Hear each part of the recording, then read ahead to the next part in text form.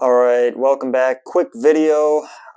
Sorry, I know the audio quality is kind of crap, but I need to get this thing over with. At least you could understand what I'm saying and you can hear me well. So, this is the unfortunate update to my Zoom F1. Now, I have different recorders, different companies, but Zoom, although they don't make like the most high-end stuff ever, I found that for the money, they make some pretty killer products. I found that I could get professional quality audio recordings with Zoom recorders, and they cost a lot less than some of the competition. Now, of course, there are reasons for that. They're not as well built as the competition. They're not going to be like my super expensive stuff from other brands, but I really have grown quite fond of Zoom. Oh, there we go. There's a problem we're going to be talking about. Now, this is only a problem with the Zoom F1. The other recorders that they make seem to have secure battery doors, but someone that went to college was stupid enough to create such an inferior design. The very moment I bought this thing and I got it out of the box, I took one look at this battery door and went, I don't know about that. It's got this itty-bitty... Oh, there it is.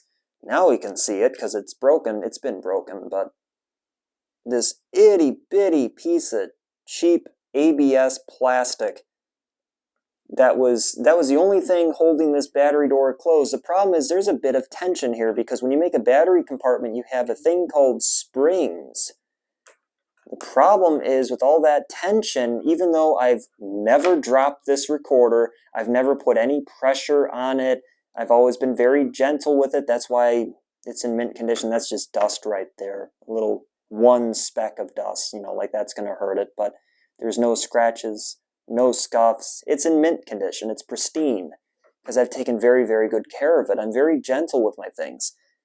Yeah, and it broke all by itself. It was in my bag.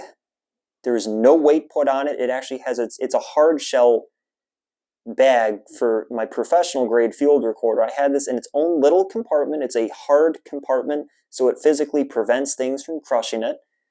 So there's absolutely no pressure on this. It had a nice felt lining in the compartment, nothing to scratch it. It's it's even better than the packaging it came in, which it should be. I mean, the bag alone cost me hundreds of dollars, and it's only it's the size of a lunchbox maybe, but this thing broke all by itself.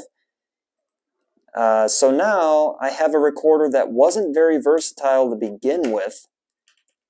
It has a little thing for their microphone modules or capsules, whatever you want to call them. I forgot what Zoom calls them.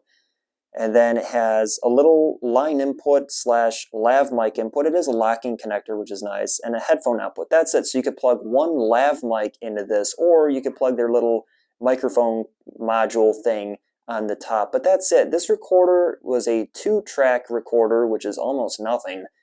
It's not very versatile. I found that with my lav mic, in my case, with the lav mic that I was using, the preamps on this just weren't good enough. The sound quality kind of sucked. I found that, shockingly, even my cheap Tascam DR05 sounded better with the lav mic than this did. Maybe this was a dud, I don't know. But what I do know is this is a very common problem. I looked it up, and the thing that really pisses me off is they don't sell replacement battery doors. So now I got a recorder that's useless. It wasn't super duper versatile to begin with, but it was kind of a niche thing. It was like that recorder that did that one thing well is very small. I've made some field recordings with this when I wanted to be more discreet, but the problem is that cheap crap, that flimsy battery door. Holy cow. I can't believe someone thought that was a good idea. So now I got this little thing here. Oh, stuck to my finger. Here it is.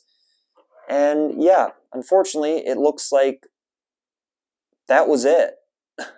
That's all for this recorder. So I like the form factor. I like the way it looks.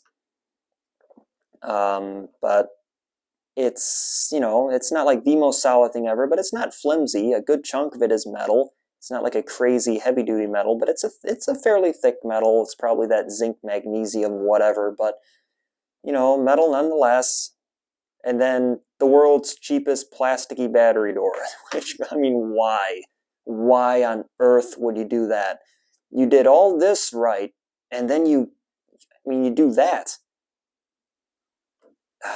It's stupid, but there it is, the Zoom F1. If you plan on buying this recorder, unfortunately, as much as I like the form factor and the whole idea behind it, that little belt loop thing, and they also have a clip for it, I wouldn't recommend it, just because the problem is super common. I'm not the only one with this, and when it happens, as of right now, based on what I've seen, looking around the internet, you cannot buy a replacement battery door. And even if you did, it's just going to break at some point anyway, with, you know, when you pamper it. I've never dropped this, I've never used it in the cold, I've never bumped it, I've never put any pressure on it, there's never been any kind of weight on here.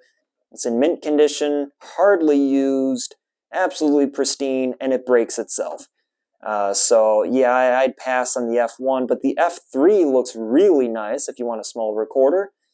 So I plan on picking up the Zoom F3, and it also has a much better designed battery door. I just don't know what on earth they were thinking when they built this. It's just sad. I mean, look at that. I mean, I wouldn't mind maybe, I don't know, if you had to cheap out somewhere, maybe make the whole thing out of plastic and make this metal, because the rest of it is thick enough plastic to the point where it doesn't creak or anything, it's not going anywhere. I mean, unless you hit it with a sledgehammer, but, you know, who's going to do that anyway? It's just a little budget-friendly recorder. It was so good for the money, aside from that. I mean, yeah, but there it is. There's a Zoom F1. Kind of a sad update. Might as well take the batteries out. I gave it good batteries, too. The best of the best. I like doing that with my things. I don't like cheap crap in my things, but there it is. I mean, I knew it wasn't like the most high-end thing ever, but like I said, I've been very fond of the brand. They've made some decent stuff, especially for what they charge. Except this one. I think this was just like that one design that, I don't know what the heck happened, but someone was pretty damn stupid. That's all for this one. Maybe buy the Zoom F3, not the F1, and I'll see you next time.